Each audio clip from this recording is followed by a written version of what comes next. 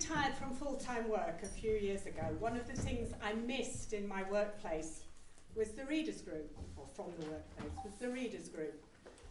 So I asked around and found like-minded people in the village who I was getting to know, and we formed our own readers group. We meet once a month. About a year ago, I missed a meeting. I think I was on holiday. I came back and found they'd decided we were going to have a book festival. They'd more or less sorted out all the arrangements. So, here we are. So with thanks to the art group who helped us with the application, and to the Wingates Wind Farm Fund that I know some of you here have certainly used for other ventures, but they have kindly agreed to sponsor this afternoon. So for you, it is a free event. However, as I say, with our readers group, we meet once a month. We use books from Northumberland County Library Service. If anyone wants to know more about that, I will tell you and show you what they provide. And we meet in one another's houses. So effectively, it's virtually free. So we decided that we would each just put in a kitty £1 per session that we come to make donations to charity. Over the years, we've donated to various charities, but one of our favourites that we make a monthly donation to is called Book Aid. And it's not related to any religious community. I think there's something with a similar name that is a Christian charity. This Book Aid International provides books for 25 countries all over the world to areas where they can't afford their own, or they work in war zones to provide books for children trapped with that kind of situation. They provide technical books to help people acquire their medical skills, or train teachers, legal books. There's a stall through there with information. I've laid it all out neatly, but please pick it up and have a look and read more about Book Aid. And if you feel like making any donations towards the coffee and cakes that you're getting here, we will send all of that money to Book Aid. So, this afternoon, we have an opening session. I shall open the door in a moment, and our 4 stars will be revealed. Yes. Oh, they're coming. They're in there. Right. And hand over to David. So we've got about an hour where David will introduce each of our 4 authors. They'll talk about their books, and then we will have a break for tea, coffee, and cake, during which time the books are available to purchase. You can talk to the authors, any questions you've got. Then we come back in here at about 3:40 for a story game.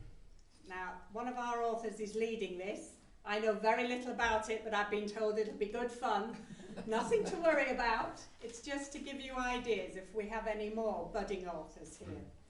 So, and then also we have book swaps. So I know some people have brought books for the table. If you have a browse and there's one that takes your fancy, please pick it up, take it away. Please only take one first. If there are lots left at the beginning of the afternoon, take as many as you like. So I say this, when we first thought about it, this is Longhorsley first book festival. If you enjoy your afternoon, who knows, it might become an annual event. I think on that note, I shall hand over to David to introduce our stars.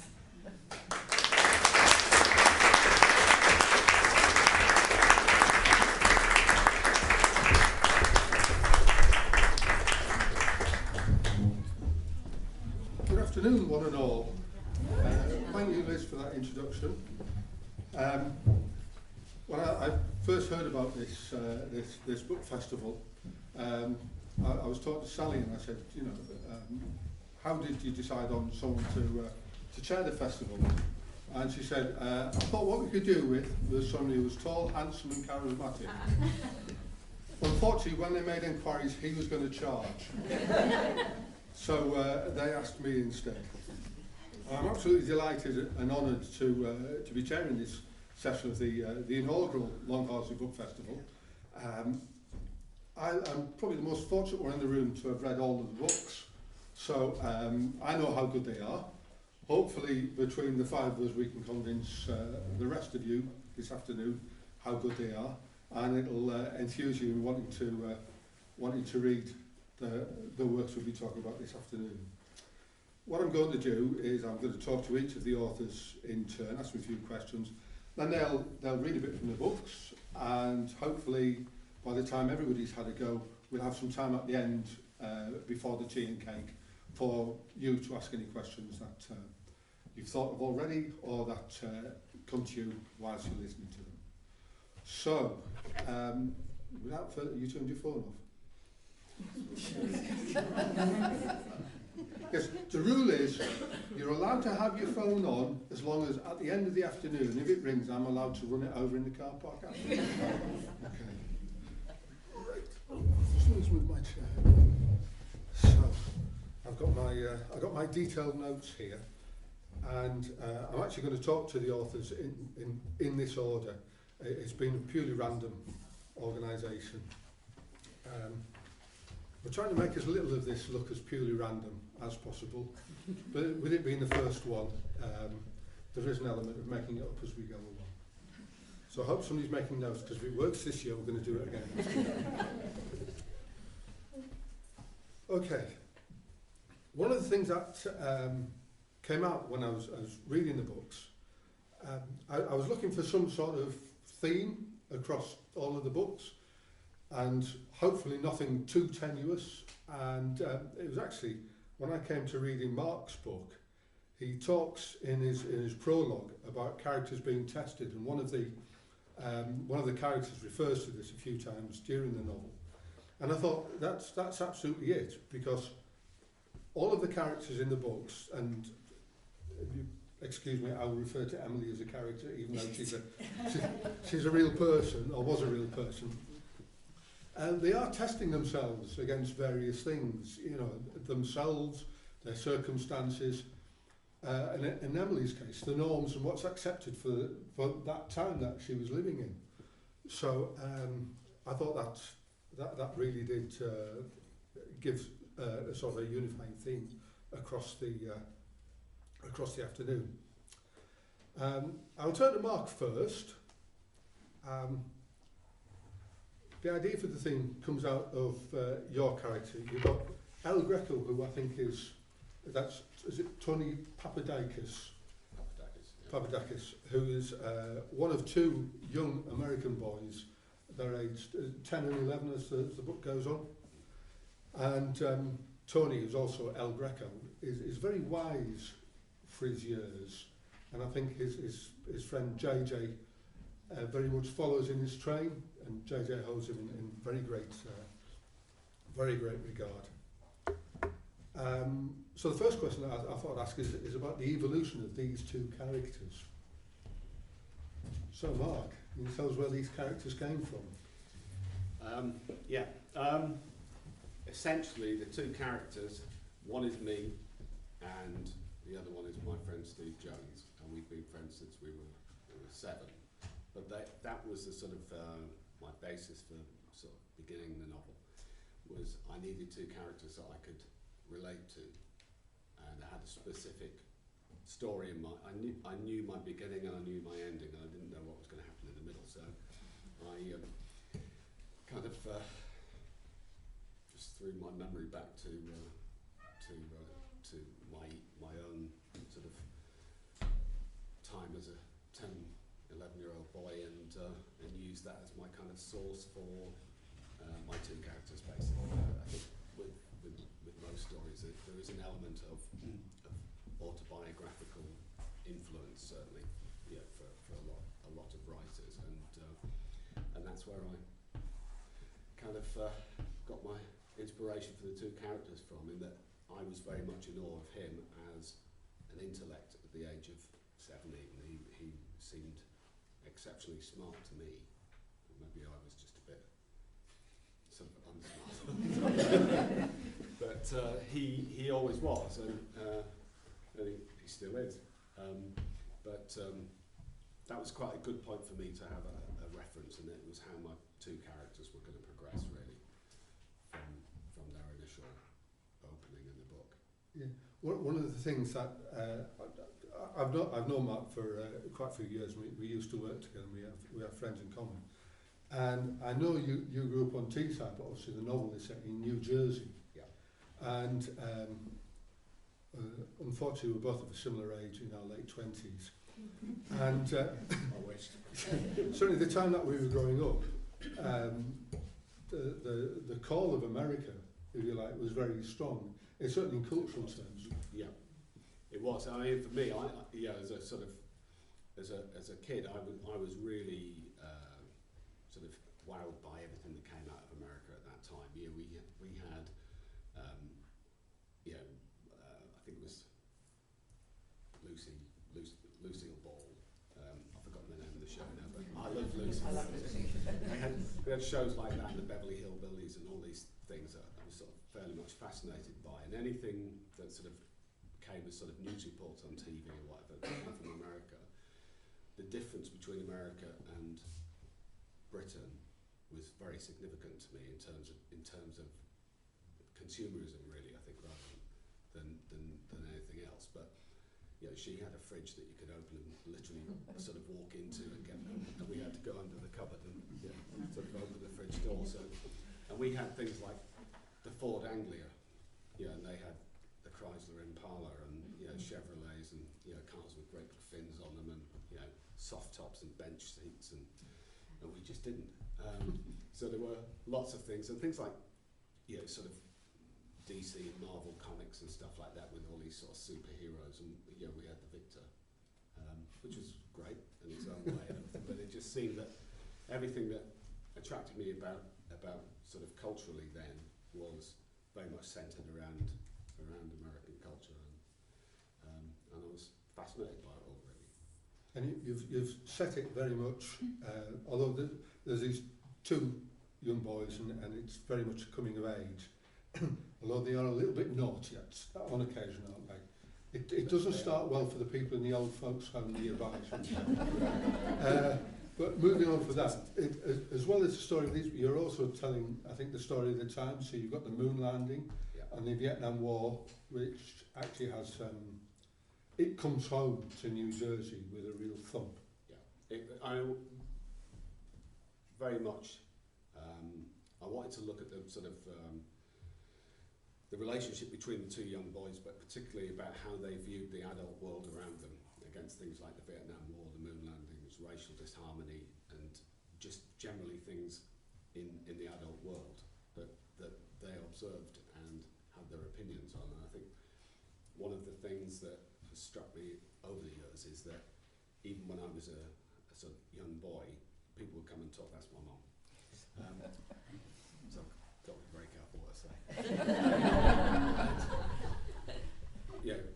My mum and dad's friends would come and visit and they would sort of, ask me or my brother, what we were up to at school or something. And then as soon as we'd given them an answer, they'd then talk about us to our parents as though we weren't there.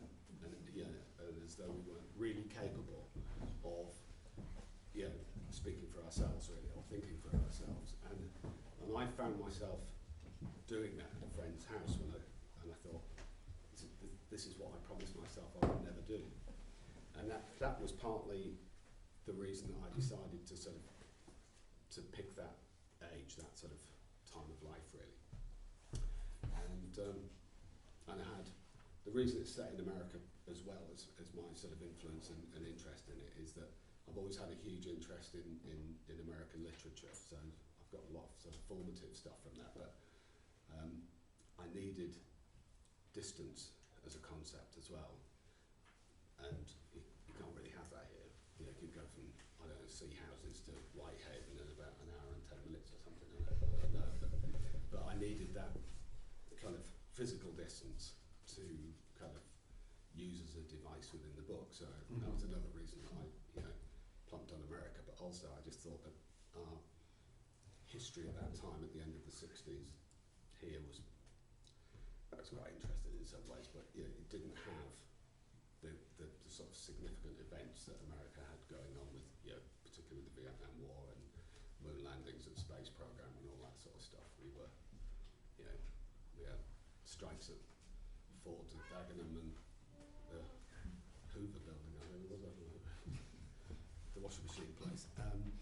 So, you know, in terms of impact, I thought that the American situation was far more dynamic for me.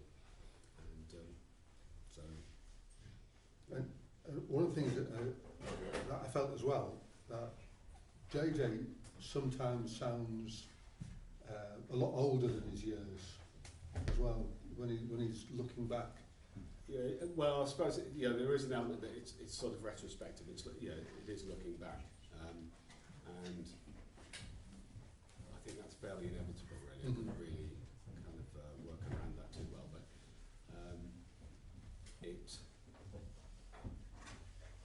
very much sort of its time. I tried to keep it very much of its time, and to use descriptions of things that I'd seen in America through travelling around a lot there. And just I tried to put as much of interest in as I could, but in relation to the sort of expansion of the story. So I did a lot of research for it. I think it is. I mean, the sense of place that you get from it, from the two lads in the the abandoned factory and what have you. I don't know. What was he a bad lad when he was younger? No. Correct answer, Mum. Not very. Okay, Mark. Is there a passage from the book that you'd like to read? Yeah. Splendid. It's difficult to know where to sort of select anything from in a book, really, to be honest, because quite often I look at something and I think, oh, that would be interesting, but I've picked a point where the two main characters and their other friend, who is a strong friend of theirs, are heading off on a journey with the narrator's father, and they're heading on a sort of road trip down to the southern states of America. And there's a kind of parting of the ways. The boy that's been left behind, his father has died, and he doesn't want to leave his mother, so he opts not to go on this trip, but they travel a certain distance down to where his grandmother lives, and then they're going to part company. So I'll just pick this at random, really, so I'll try this anyway. I can't do an American accent, and I wouldn't try, so you just have to use your imagination. Bobby was pensive when we ran back to where he was sitting on the boat. Its hull was rotting, paint peeling from most of its bulk, home now to sand crabs and flies, its wood bleached by wind and sun, just the remains of barnacles clustered on the keel as a reminder of the days that plundered the seas at the rising of the sun, nets cast into the deep green water where fish sang their silent songs for mermaids the fishermen could not see. Penny for them, I said, laughing, afraid that somehow Bobby was going to drag down our sense of fun by referring to his dead father, or to Peter Branowitz, or worst of all, Jay, who was the most recent of the scars that bled in my soul. Just thinking about Jay was all, Bobby sighed, but smiled as he let his breath go. I knew he was thinking of his father, and El Greco, realising this too, grabbed Bobby round the middle, pulling him down onto the soft, dry sand, rubbing his face into the yellow grains. Bobby grabbed El Greco by the balloons and said he'd squeeze them dry as a Mormon bar if he didn't let him go. El Greco regarded his sexual organs to be as precious as the gold in Fort Knox, Kentucky, so he let go of Bobby without a second's hesitation. You win, Bobby, he said, making great play of dusting the sand from Bobby's hair and his moonshine face. I could have stayed there forever on that upturned boat, soaking up the sun and the breeze, the smell of iodine and salt washing through me, making me believe that happiness could last as the mermaids sang back to the sea. But nothing lasts forever. There were many miles to cross, so many things to see, and the country called out to us in whispers like the mermaids' songs, and like the fishermen, I could hear the songs of the country, strong and clear. They were playing just for me. My father appeared, newspaper spread in his hands, buffeted by the murmur of breeze, oblivious to our concerns, safe in his grown-up world where kids did not worry or estimate or plan or assess or contemplate, where men and women thought and children played. The starter bit and the engine roared lustily. Then we were on the road again, sand lifting in our wake as we headed out into the strengthening day, seeking out America.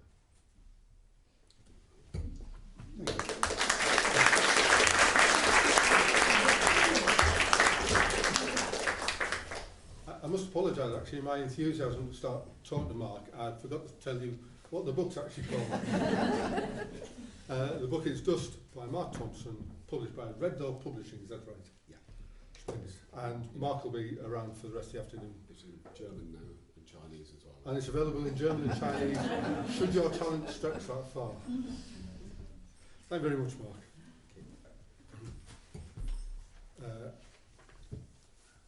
Margaret Scott is the next one in the questioner's chair. Margaret's going to be talking about Emily's Longhorsley.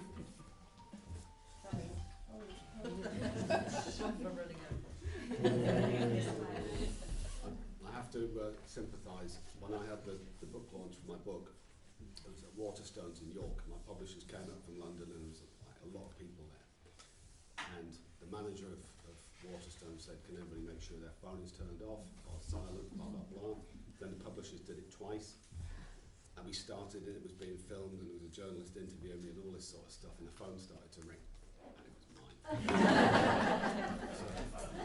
So there you go.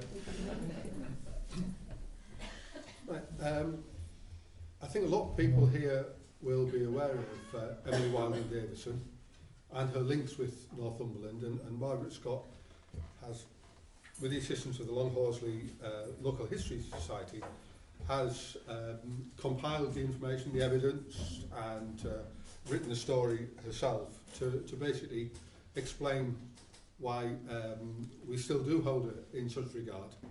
And as I was preparing for this, I was wondering about the relevance of the suffragettes' history and whether or not, if you like, of the younger generation, whom many of us hold in envy because they don't have the same romantic bonds that I have, whether or not they still had an interest in the suffragettes from all those years ago. And I went to a concert last night by a trumpet player called Yaz Ahmed in Gosford, and she's just released a new album. And the first track on her album is called Deeds Not Words, and it's dedicated to the suffragettes.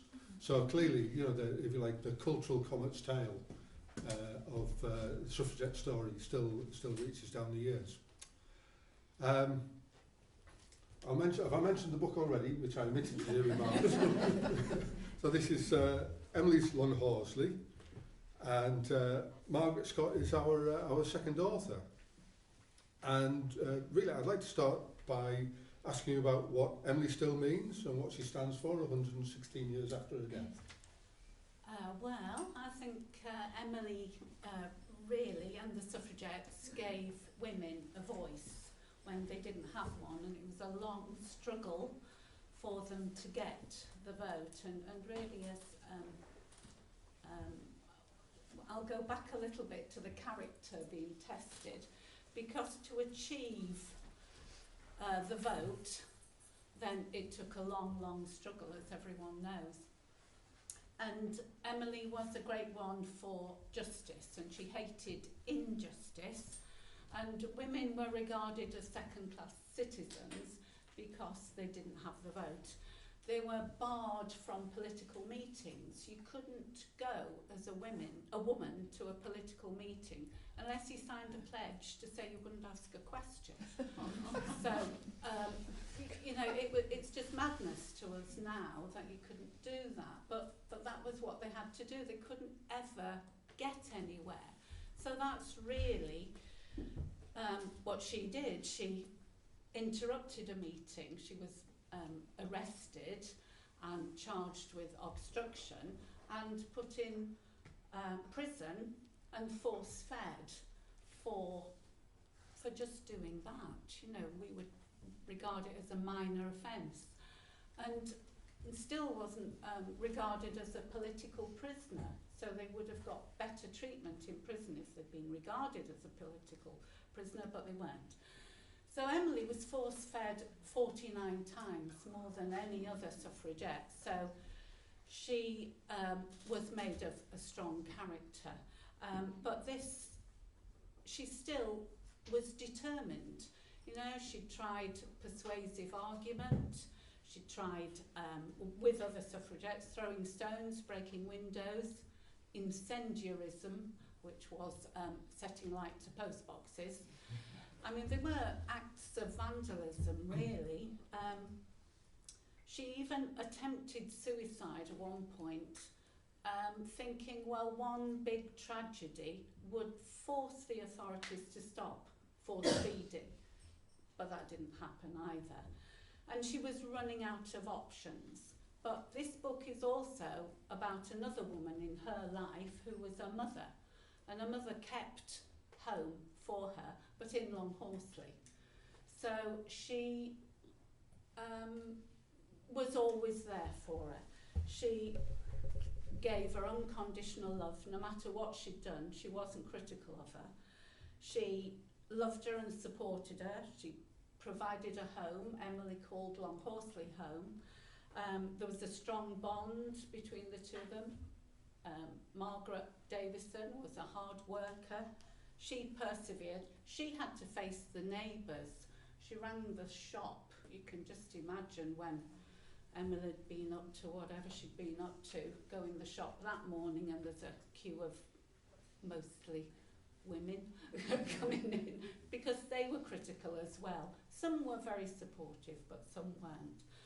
And people who did know her, the Morpeth Herald called her Emily an educated and cultured lady.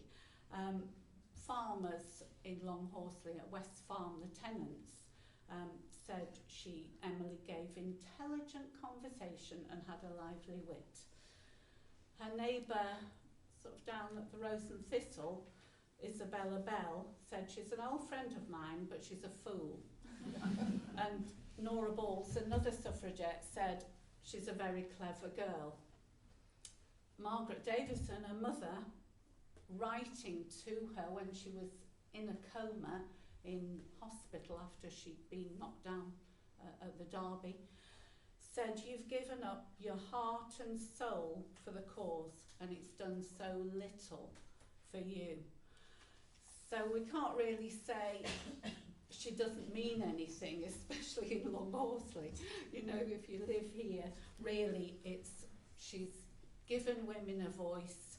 She's a reminder of how lucky we are and everything we take for granted. I can make a political comment if you like. Oh, no. we live in such interesting times, and there's so little politics on the news these days. Well, exactly. I just thought I'd run it by you. In my opinion, in the current political climate, it's even more important to use your vote. And make sure you don't lose your voice, especially as a woman, because I know everyone's disillusioned, but if you don't use your voice, you won't be able to in the end. I recommend this book, if anyone's seen it, Invisible Women, by Caroline Criado Perez. She's 26, very articulate. She was the woman who got Jane Austen on the £10 note, and she got a lot of flack for it from certain areas. And really, she's written this book which exposes, it's just won a science prize for the best science book this year. It's full of facts and figures, but still very readable. And it exposes data bias in a world designed for men, but it's not anti-men. It's really good, just how women are 50% but not really counted a lot of time. The other thing, Margaret Atwood and The Handmaid's Tale, difficult watching, difficult reading, but that's another thing that really, they say in America, things that have been happening now are sort of all in that book, and everything in The Handmaid's Tale happened to a woman somewhere, really did happen.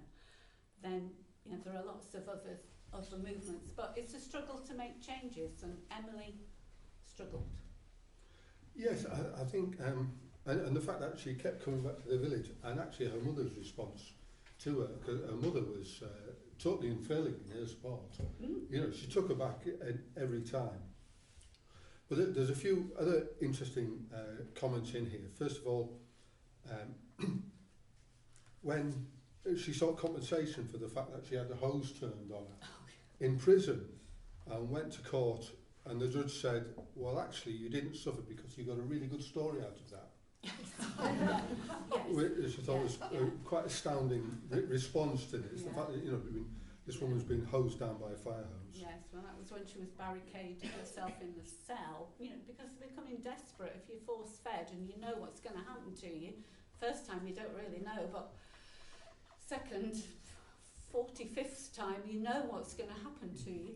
So she barricaded herself and a hosepipe was turned into the cell and she nearly drowned in the cell. And then so she, you know, there was an outcry, questions asked in Parliament, and she did write her account, and compensation didn't get any because she'd used the press to her advantage. And then moving on, you go through Emily's life, and you go through Emily's life in the village, and a lot of descriptions about the village and the characters in it. And by and large, I think the village were supportive of her. Then it certainly is a case that if this woman is just someone you read about in the papers, then people will jump to conclusions about her. But when you read about it in the papers and know her, then you've actually got some contrary evidence, quite supportive evidence from knowing her. And we were talking before about a newspaper article that was actually published in 1969. When was it the Chronicle it was in, or what were the local papers? It was the Journal. Or the Journal. And someone's come up to Longhorsley to find out how Emily was still regarded in 1969. And this journalist is a member of the extended Ridley family, who are held in varying regards across the council. And this woman, to show that, you know, how she's held, the regard she's held in the course of this quite a large article, she talks about Margaret Davidson and the fact that she baked bread on her premises, but it wasn't very good bread. and really you thought, we're looking at what, 80 years or so, no, a bit less, 65 years, 55 years, I'm not very good at maths, after she died, and that was really the best that the press could do with it. But do you think she's been reclaimed and got more of a rightful place in recent years? Well, I think Longhorsley have always known that she was important, but she's apologies to anybody from Morpeth who doesn't think this, but we always thought, or certainly our chairman of our History Society always thought that Morpeth had nabbed Emily, and really she belonged to Longhorsley. And it's true because she lived here certainly from 1901 to 1913, because her mother lived here from 1901 to 1918. And there's been a lot of material collected by the History Society, and my job was to put it all together. And really, it does, as David says, it's these anecdotes. I heard that anecdote as well, where she baked some scones in the anecdote I heard, and they said, ooh, there's not a very good rise on those scones. But I didn't put that in the book because it's just hearsay, really. We don't really know. And what I tried to do was look at original documents, and everything in this book is based on original research. And so we can all hear stories and have our opinions, but actually it's what we really know the evidence was. And from a very early time, Emily was held in high regard because of her education, really. And she was a very erudite woman who could hold her own and speak about the cause to anybody. And really, Longhorsley has kept it going. The WI have always supported, since they've been around, always put flowers on the grave. Now they are sponsoring a young person in the village every year, the Emily Wilding Davison Award, young woman, that would be. So who knows what's next for her, but I think she will always belong to Longhorsley. Thank you. And I understand there's a couple of pieces from the book. Yeah, I've not used any of my words. These are Emily's words and Margaret's words. So the first one it's when the returning officer came to Longhorsley to set up the polling station, because there was going to be a vote. And so he came to just sort out the room, etc., ahead of it. So Emily was aware of the press, and she wrote to the Morpeth Herald, but she wouldn't just leave it there. She went to the Journal, the Chronicle, the North Mail. She knew the power of the press. So she says, those who carry out the machinery of the law have very often more sense of justice and more of a saving sense of humour than those who put the laws on the statute book. She didn't think much of politicians. Yesterday, the revising barrister for the district visited the village to revise claims for the parliamentary vote.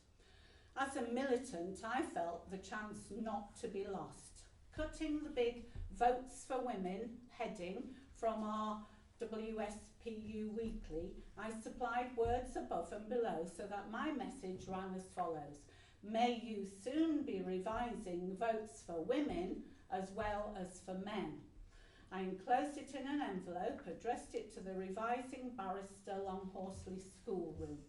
The missive was entrusted to one of the school children, who came back with the message. Tell Miss Emily Davison the claim is allowed. Brevity is the soul of wit and the salt of life. Yours, Emily Wilding Davison, Longhorsley, September the 17th, 1912. And then the other one is extracts from a letter that Emily's mother wrote to her while Emily was in Holloway. And it's February 1912. My dear daughter, I was so glad to get your nice long letter giving an idea of how you spend the day. Emily had just started her a 6-month sentence. I'm glad you have plenty of exercise, and I suppose it will be mostly outside. It will be cheery to meet and talk with the other suffragettes. One feels a bit sorry they are leaving soon. Perhaps there might be some more sent in. I see by Mrs. Pankhurst's speeches, they mean more war. I suppose it will be when Parliament meets. I'm glad you got the package. I was very doubtful if you would. I shall try another one next week. When do the lawyers make the appeal? I hope soon, and wish you all good luck. Then she says a bit more. Then she tells us what it's like in Longhorsley. The cold has been and is yet most intense. Both my doors blocked up, both inside and out, right up the stairs. I've never seen anything like the snow. Even drifted through the windows. The sight when made one shiver. The country all around is white and very deep. I'm glad you're able to get such interesting books. They will help the time pass. I never have time to read anything but the weekly papers. Yesterday there was some skating on here when Mrs. Good fell and has broken her leg, so we won't see her for some time to come. How lovely to be able to get those baths. I know that will be a real pleasure to you. Also, the hot water bottle. One needs them in this weather, with oceans of love from Mother. Oh. Thank you very much. Margaret,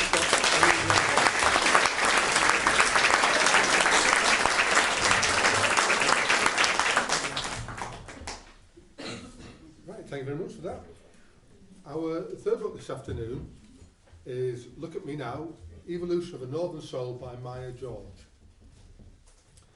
And this is, it's a novel written in a diary form. That covers, the dates are this year, aren't they? They are, coincidentally. They are. Yeah, that wasn't planned. And it's a story of a a woman who finds herself at a particular stage in life, and I've mentioned the fact this theme of being tested, and she's tested in all sorts of ways over the course of this year. She's just split up from her husband, who it turns out has carried out all sorts of financial shenanigans to leave her in a very poor financial state. The husband is referred to by a particular word throughout the book. In the phonetic alphabet, he's a Tango Whiskey Alpha. And she really does struggle. There's a real arc to it, and when you talk about the evolution of a Northern Soul, there really is an evolutionary development in her character across the year. Yeah. You know, so. Yeah, I would hope that there was. Thank you, David. She is extremely challenged. I love the fact that Margaret's book was Emily Davison, and also that you recommended the book called Invisible Women, because believe it or not, Look at Me Now is going to be called Invisible, but when I looked it up, there were lots and lots of books called Invisible, because she's not only recently divorced and she's retired early, but she's facing that creeping feeling of invisibility that comes with being a middle-aged woman in a predominantly sexist and ageist society. She volunteers at the refugee centre where she feels valued again. She's really at a loose end by this point. However, her own first world woes, such as there are really far too many students in Tesco, are juxtaposed against the actual traumas of the refugees and their stories. Although it is very annoying when there's too many students in Tesco. She seeks affirmation through her friends, and she does go through a period of what is depression, but is helped through this by her friends, a bit of medication, and also dips into her old diaries as a child and young, actually student and young person in her 20s and 30s, and this really gives her brings back her joie de vivre, makes her laugh again. Also, she enjoys showing her new friend, who's it's a rather illicit relationship. I'm not giving away the plot there, I hope, as I won't say too much. It's not. The book isn't about how to find a man, search for a man. It's not that, but there is a little bit of romance in it. But she enjoys showing a new friend around the joys of Newcastle, and the sequel to the book is going to have more about Northumberland in it. But one of my aims was to showcase the city of Newcastle and the North East in general for the culturally vibrant, diverse place that it truly is. And I think I can say, because I've lived in London, I've lived in Mallorca and Colombia, when I was in London, I can say that there are actually people who still say, "Where is Newcastle?" and consider it not worth a visit or a trade fair. So that's one of my missions with this book, was to show it off in the best possible way that I could. So I've documented through the diary the Mouth of Time Festival, the Mailer, the Great North Run, the Hoppings, and Pride. Thank you, David. That's great. Thanks for reading that. I can't see it. Yeah. So that shows the diversity of our area, which is great. And of course, the ties to the northeast. You were asking me about that when we were talking, David, weren't you? And how she really has a strong sense of belonging here. I've got that because I remember coming back from Mallorca after teaching there for 3 years, and I was on the rusty old tuxedo princess on the quayside, that boat, the disco boat. Anybody been there? And yes. And I remember leaning over the bow like some sort of, it was seen from like Geordie Titanic or something, and saying, "Oh, I'm so happy to be back. This is my city," as I gazed across at the then underdeveloped quayside a very long time ago. And my friends saying, Isn't it about time I got you home? Bustling me into a taxi. But I think the North East is such a fantastic place to live for quality of life and everything it has to offer, and of course the people. But the theme of invisibility, I'm going to return to that, because that is really the sort of that was, as I say, going to be the title of the book. That's the overarching theme. If anyone has had that experience of being in a mixed company, and you say something which you think is really funny and really witty, and nobody laughs, and then a man repeats it, nicks it, basically, repeats it, and everyone's laughing and laughing. You know, anyone had that feeling? Anyone has? Yes, thank you. Thank you. Yes, it does happen.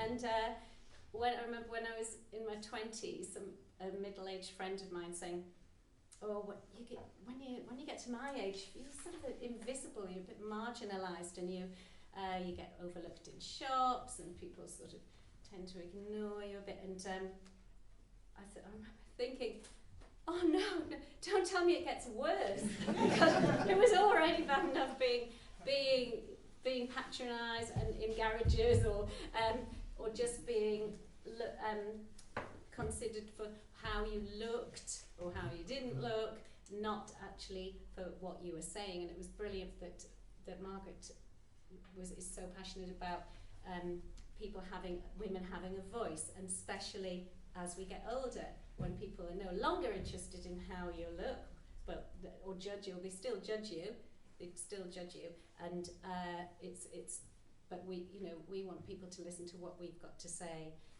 so I'm passionate about that.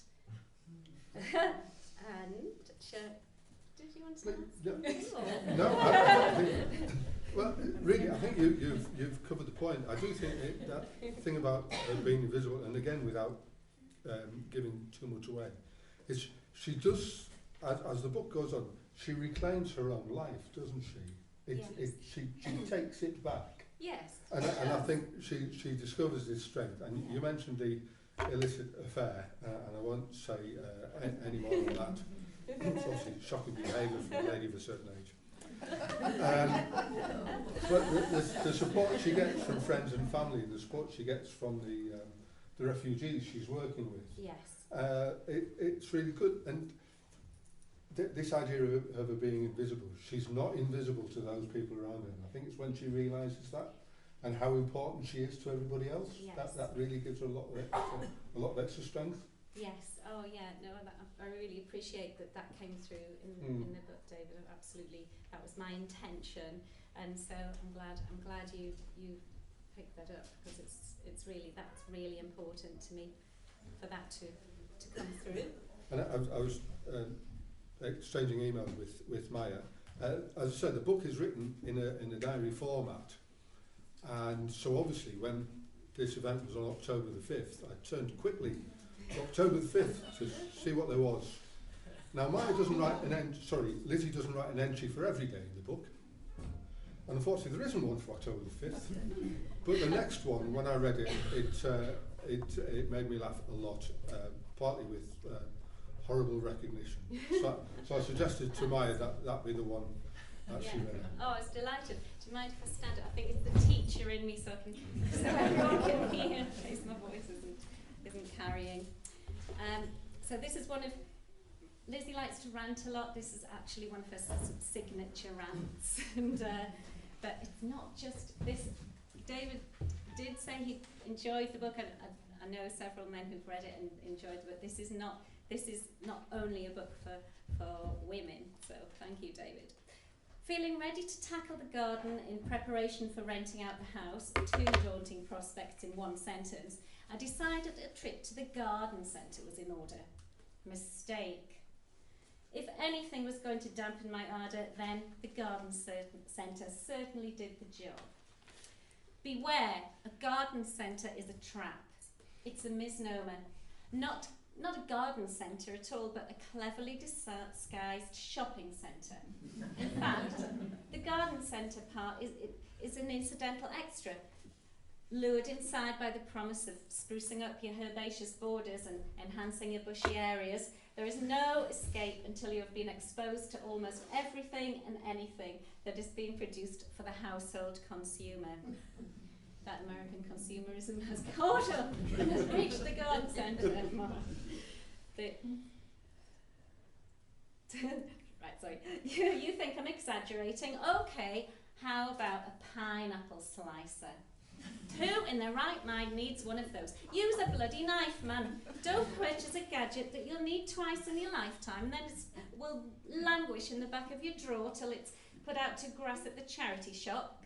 Here's another one, a whole section on travel fragrance. I ask you, we call them air fresheners, and so should they. The rules surrounding car air fresheners are simple. They should be shaped like a fir tree and smell of pine. Not fruits of the forest emanating from a teddy bear. What has a teddy bear got to do with fruits of the forest? Not even a real bear, so that the item could be used to disguise the smell of excrement that it had left in the woods. It said forest, and it was not a grizzly bear, it was a teddy. Ridiculous. Mingling with all manner of scented candles, the place stank to high heaven. Moving on past the deli selling food ranging from expensive to extortionate, everything from quail's eggs to home-smoked duck breast, yuck. Then soft play, toy section, kitchenware, including high-vis utensils. Do you cook in a dangerous dark area? To my left, comfortable yet unsightly shoes, an array of unfashionable woolen clothing. Then, as I was swinging by the driving gloves, it dawned on me. Everything in there is geared towards the over 55s. Retired people taking their grandchildren out for the day. I looked around me and I was the youngest person in there, not counting the under 4s. That is a definite plus of the garden centre, but I didn't want to be included in their demographic at all.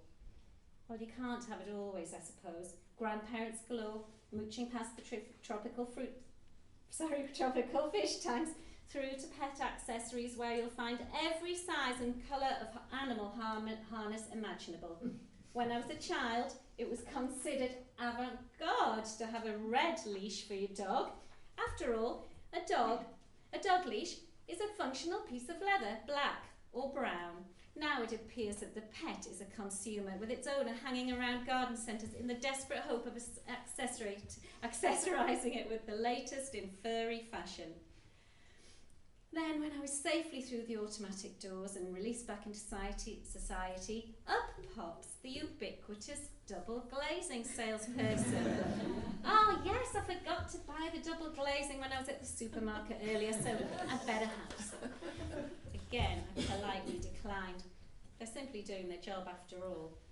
I drove home feeling shell-shocked and depressed at the stark realisation that I am now the target market of the present garden centre. They too are after my silver pound.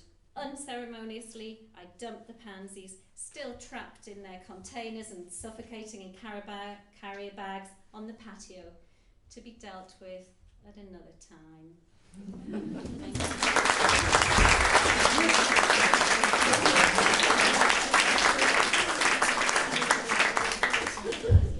Thank you very much for that. Right, the last book is War Peter and War Percy and the Great War Adventure by D.B. Court. Not Deborah, just D.B. And this is, well, when I read it, I questioned, is it a children's story or what is it really? Because it's a story about the First World War, and it's about two friends who find themselves going off to they're not exactly conscripted. Well, Percy is conscripted, isn't he? and Peter, the cat, accidentally finds himself going along with them. The first thing I'd like to ask Deborah is, how did you come to write a book for children about the Great War? Because it doesn't pull punches, it's quite graphic in places, isn't it? It was, Stannington had this amazing First World War memorial event coming about. So because they didn't know anyone else who wrote stories, they picked me and said, would I like to write a children's book? So normally I'm doing my novel based on Native American myth about the Two Faces who come to play games with you, and they're greed personified. And if you're really greedy, the only way you can know you've got everything is if everyone else is dead. So I'm kind of obsessed by this book. So I said yes, I'll write a children's book, maybe, yes. And it was going to be based on the diaries of Harold Burge Robson, who was a Northumberland Hussar officer, and he was setting off to war, as you do, but hadn't got a horse. Rats. So Lord Ridley gave him a horse named Percy. So I'm mulling this over, and I was waiting to hear if we'd got the agreement of Harold Burge Robson's grandson that we could actually write this story. And this took quite a while. So I reread War Horse, and I'm thinking, well, for a children's story, I kind of realised it wanted to be about the horse or something like that, but War Horse is a really good book, and I don't think I want to try and write that again, because obviously Michael Morpurgo has nailed that one. So I was thinking, this will never come about. I'd heard nothing, and then we needed the book for November last year, and in July they said, we can write the book. And I went, okay, thinking, oh, that's not very long. But I still didn't know how to do it.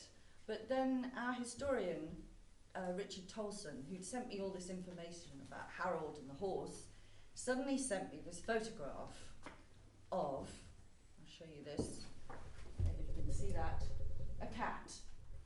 So this was Peter. Peter the cat, named after Major Philip Cookson of Meldon. He was bundled through the train window and as a mascot, and spent the whole of World War I, apart from going on leave twice, he spent the whole of the war on the ammunitions cart.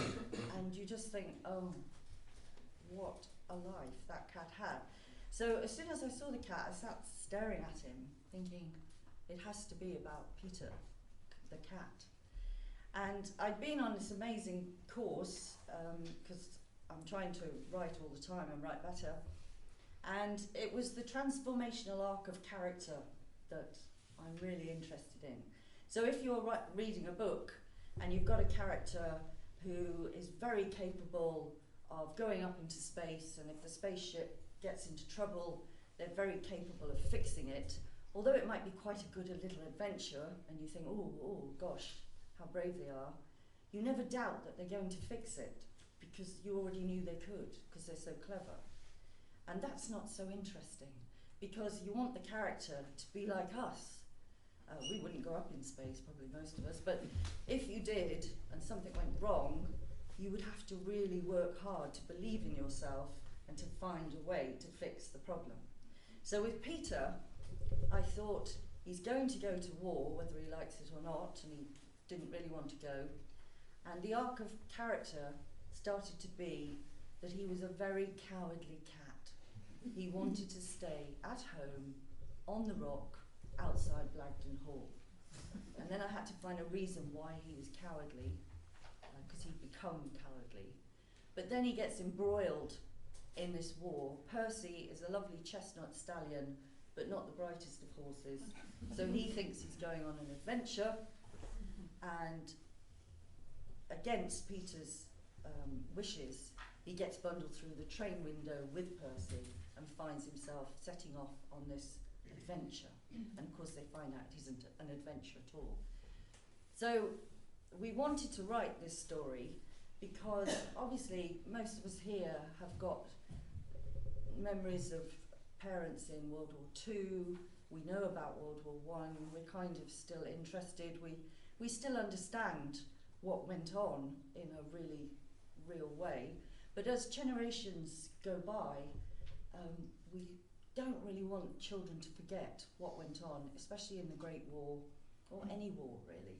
So that was the aim of the book, make it a good story based on Harold Burge Robson's diary and what happened to these three real heroes of World War I, and make it for children. So it is quite a difficult thing, because obviously talking about World War I and what happened, because Harold went to Ypres, which was awful. But actually his story of Percy, it is in my story, you know, for children. So Percy and Harold went to Italy after Ypres, and Ypres got devastated, as you know. So they went to Italy, which seemed a bit like paradise compared with Ypres. But then poor Harold had to go back to Ypres, and there wasn't room on the trains for the horses, so Percy got left behind. And for whatever reason, a man called Private Bainbridge, who was a Geordie man, got left with Percy and thought, I know what I'll do. I'll see if I can get him on a train. So how he got him on the train, nobody knows.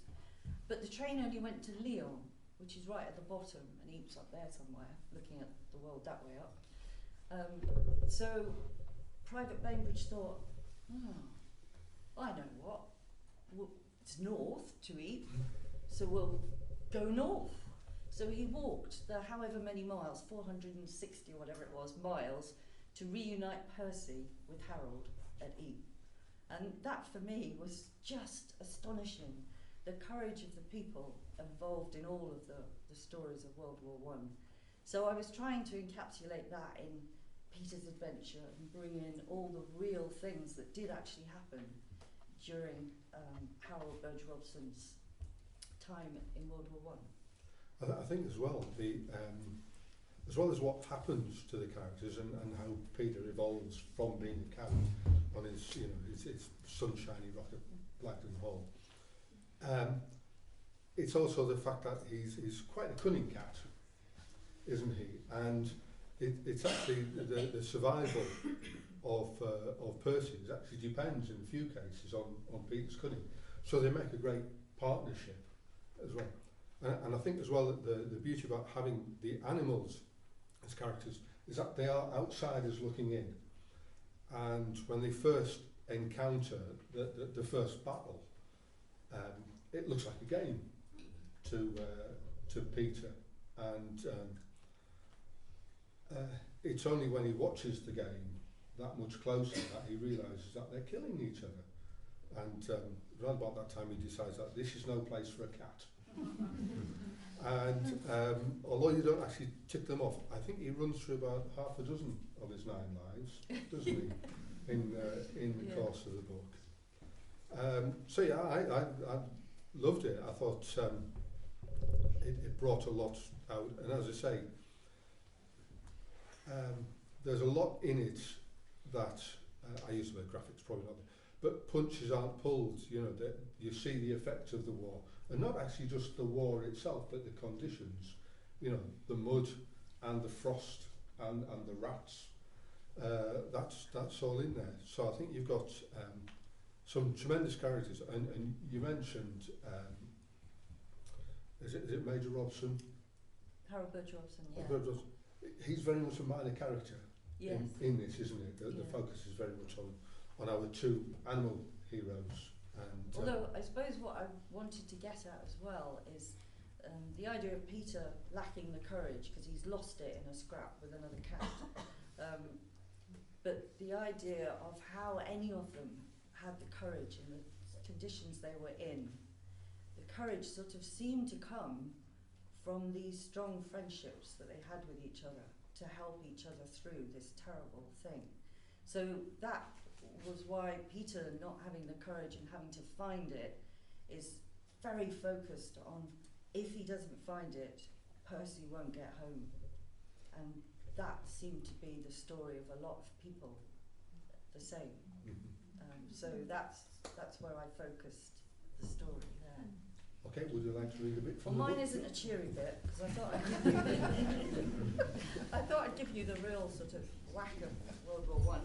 So, yes, my nephew, who's doing this MA in writing, he said to me that, after reading it very kindly, he said it was the iceberg technique. So I didn't know it had that label, but it's a very good label. So I tried to give a glimpse so that depending on your own knowledge, you would understand what's going on. And if you're a younger child, you may not see it quite the way we see it. I'll see if you're crying by the end of this as to whether I pulled it off.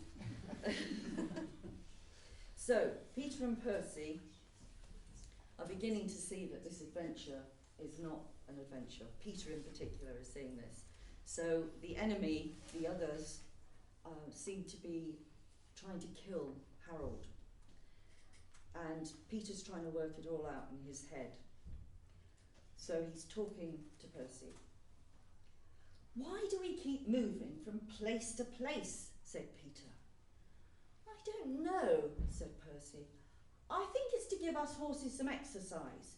We've gone a bit flabby after all that standing around on the ship." But it seemed that the adventure had a few nasty surprises hidden up its sleeve. It turned out that Harold and his friends were not on the adventure alone. There were other men. Someone shouted, "They're coming!" and all hell broke out. Harold leapt from Percy and started setting up a strange-looking metal contraption that had been travelling alongside Peter's cart. 4 other men raced to help him. A machine gun, the men called it. Peter didn't like the smell of it one bit, and nor did Percy. One man shoved Peter to one side and opened some of the wooden boxes that he'd been sitting on and pulled out a long, lumpy belt. Once they'd attached the belt to the gun, Harold yelled, "Ready!" And then there was the most terrifying rat-tat-tat-tat-tat-tat-tat. Percy leapt high into the air. "Private Bainbridge, look after my horse," shouted Harold. A kind-looking man, short and neat, came running forwards and grabbed hold of Percy's reins. He tried his best to keep him steady, while Harold ran off, moving the gun from the first place, setting it up again, firing it, rat-tat-tat-tat-tat-tat-tat, then moving it again. The noise frightened Percy half to death. No amount of patting his neck or saying sorry in his ear would calm him. A glimpse of the other men, a blue shirt, a glint of metal, and rat-tat-tat-tat-tat-tat, off the gun went again. If that wasn't terrible enough, the other men started making a noise as well. Kaboomf! Kaboomf! Bits of trees shattered. The very earth leapt up into the air to shower down on them like rain. Peter slunk under the cart, too terrified to help Percy.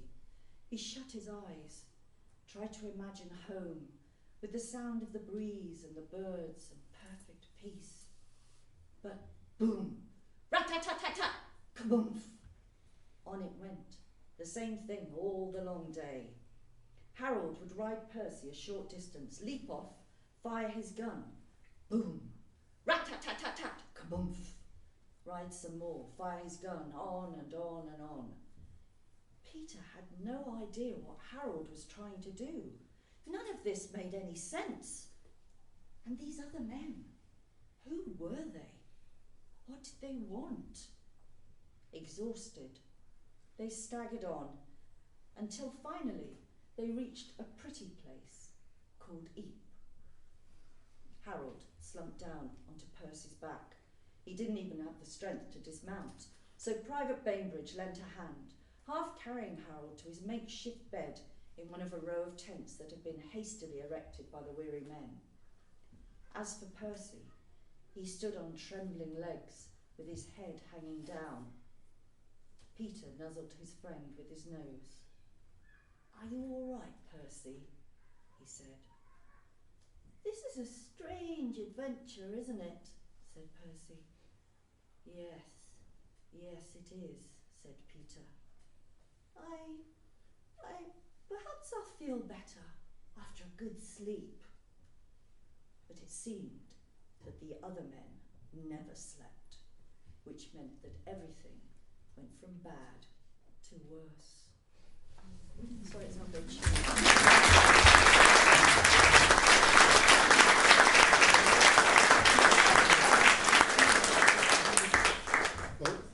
very much. I'm looking over there. Have we got time for questions Yes. from the audience? We The have. boss says yes. Right, okay. People are going to put the kettle on. That's sorry. Good news is it's kettles plural. Is there anybody here who'd like to ask some question of any one of our authors? No.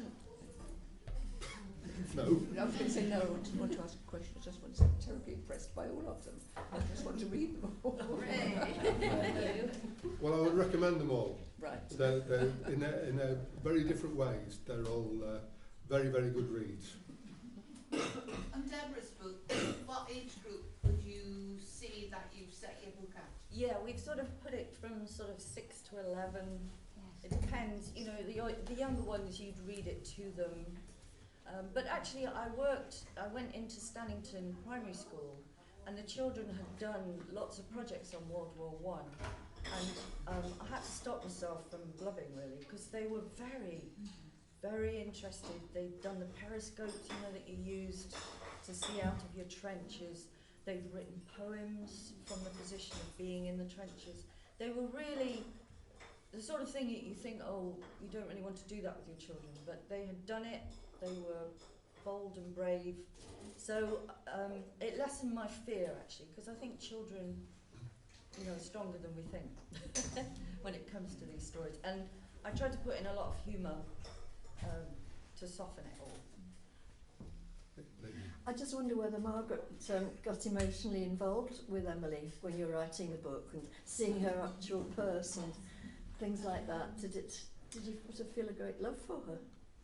Yeah, I think I did, in that you just couldn't believe what she went through.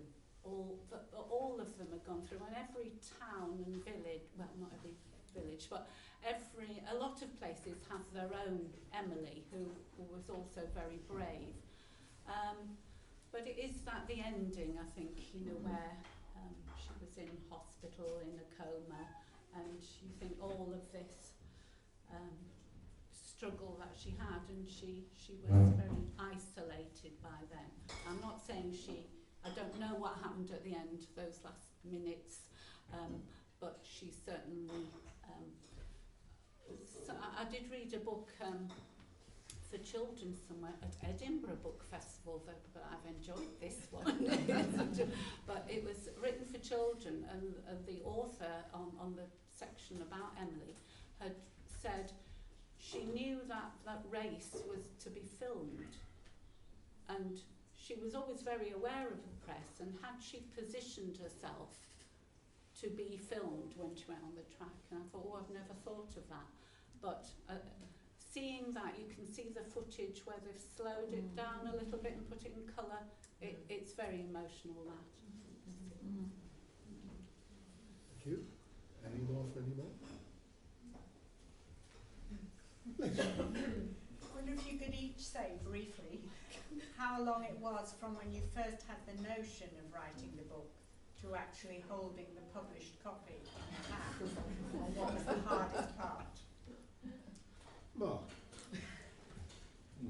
I started that about 20 years ago, and took me probably about a year really to write it, because I was, you know, busy with work and life and all the rest of it, you know, so life gets in the way. But I think the hardest part really was that I had it to a publisher in London who said, you know, a couple of things wrong with linear time and this, that and the other, and if I did some edits, they would publish it. And it took me about a year, 18 months to get everything done the way that I wanted to, based around what they'd asked for. And then I thought, I'll just check and make sure they're at the same address. It is linked to the design centre, and Googled them and saw a headline from the Daily Telegraph from a week earlier that said Citroen Press goes under. But, you know, kind of persevered, and had it backwards and forwards with various agents, and they want it for X amount of time, and things come good in the end, really. I suppose I was very fortunate that I was going to publish it myself in 2015. I decided that I'd had so many agents who said it's a great book, blah blah blah, not quite for my publishers, but I suggested take it to this person, and it just carried on and carried on. And I suppose the reassuring thing was that nobody said, "You're wasting your time. This is this is rubbish." The responses were always really, really good. Apart from, well, it was a good response, but I was telling David earlier that there was an agent called Lorella Belli, who's Italian, but she's quite a big noise in London in the literary kind of agency scene. And she said, "I love your book, but your characters are too young." And she said, "I have 2 10-year-old boys and they don't think like that. So unless if you made them older, I'd be interested." And I said, "Well, I'm not making them older because they are where they are for countless reasons." And so she kind of binned me off, kind of binned her off. But the upshot of that is I've now got an agent in New York, and his partner agent in the UK is Lorella Belli. I just thought, bit of karma there.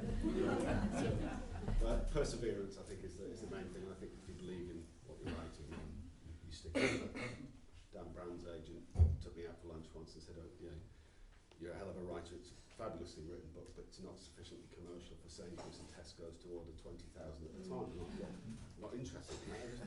I want to be able to walk into Waterstones and see it on the shelf. And she said, "Oh, if you write a psychological thriller that we can badge, I'll represent you." And I thought, and I walked away and I thought, no, actually, I believe in my book and I just want that published. And eventually, got lucky.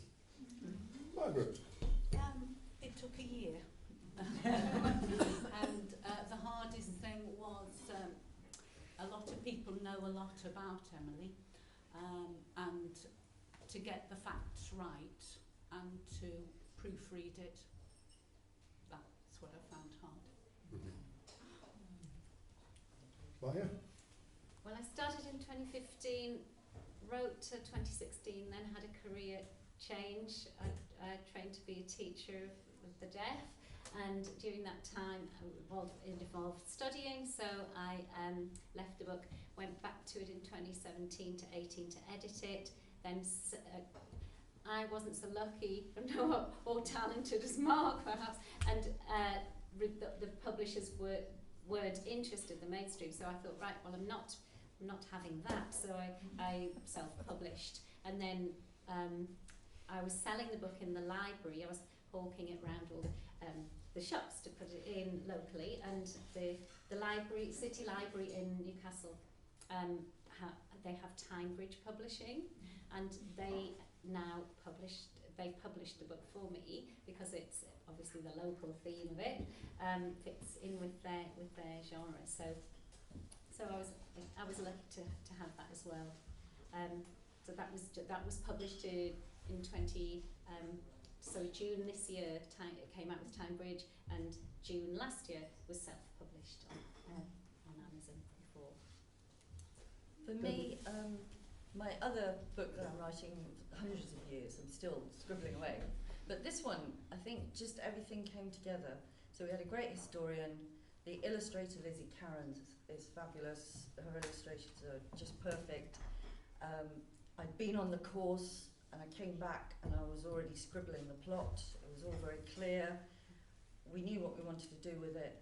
So I can't say, compared with all the other things that I'm doing, that this was in any way hard. So I got the go-ahead in July, and the worst bit, I suppose, was the lead times, because I'm quite a person to nail down lead times, and some of the people on my team who'd started off the lead times hadn't really looked at it, so we suddenly realised we were running out of time. So that was the worst bit, but we did it, so it was fine. So not very long. It was lucky. Thank you very much. I suppose actually a question that follows on from that, in terms of your writing, what's next? I'll start at this end. Oh, okay. Well, what's next? I'm going to finish my novel, which is based on a myth that the Crow Indians told around their fire about the greedy tribe of the Two-Faces who come to play friendly games with you, but actually they're not friendly at all, and they have magical qualities that make sure you lose. So one boy and one girl survive the first slaughter, and they have to find a way, along with Old Man Coyote, who created the world, to bring these Two-Faces down once and for all, and annihilate greed from the world, which seems appropriate. That's me. Well, inspired by a Longhorsley resident and my friend Helen Boyd, I got write an allotment last year, so that's given me loads of material. And ironically, Lizzie, the sequel to Look at Me Now, is going to be another Lizzie Moffat book, and she's going to have to get used to going to the garden centre. So there are lots of it's set on the allotment. I can see that the film of the second one on IMDb, it says contains mild peril. Margaret. I haven't got plans to publish a book unless Longhorsley History Society decides to do one. But I am writing my own family history up in an interesting way, as opposed to a boring way I started a few years ago. And now I've seen the light and realised how you've got to make things interesting. Okay, Mark? My current novel is, I guess, about 4/5 finished, really, but it's set in Rome, and it's my narrator is somebody who has an accident and dies, basically, in Rome, and there's a cemetery there called the non-Catholic cemetery, but it's the English cemetery. It's what it's known as quite often by the Italians, and basically he dies, his spirit kind of reappears in the cemetery, and then he finds that he's actually in the company of Shelley and Keats and all these kind of famous, wonderful writers and artists and so on who are buried in that cemetery, and that sort of emanated from me visiting it once and wandering around and looking and thinking, what a fantastic collection of people.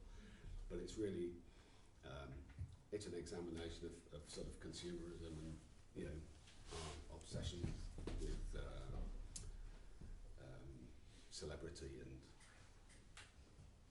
kind of modern society, but looked at through the eyes of people through different lenses. So it's really enjoying it.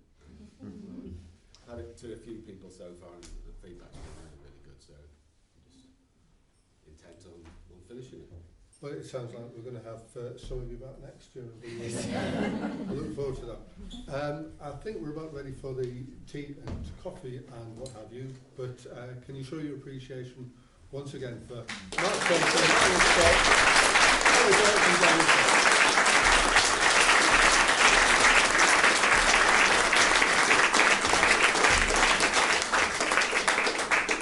Thank you very much. Yes, I think you were all as riveted by all of that as I was. So as a result, we're running a little late, but we're thinking if we have about a 20-minute break now for tea and coffee. They've just given us the wink, they're ready. The cakes are through there. Come back. You've now listened to Deborah. Yeah, so don't forget to we'll come wait back. and see what this game is she's going to have us all play. So if you could be back in your seats by 10 to, please. Thank you.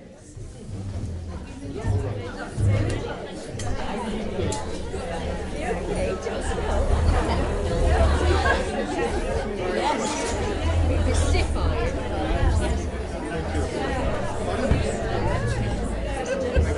What's the best way to do it?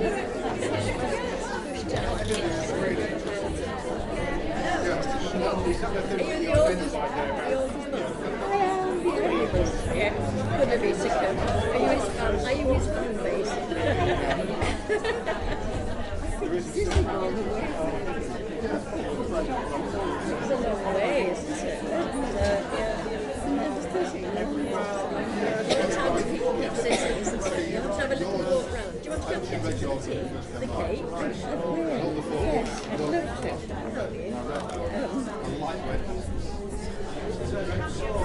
I'd love to.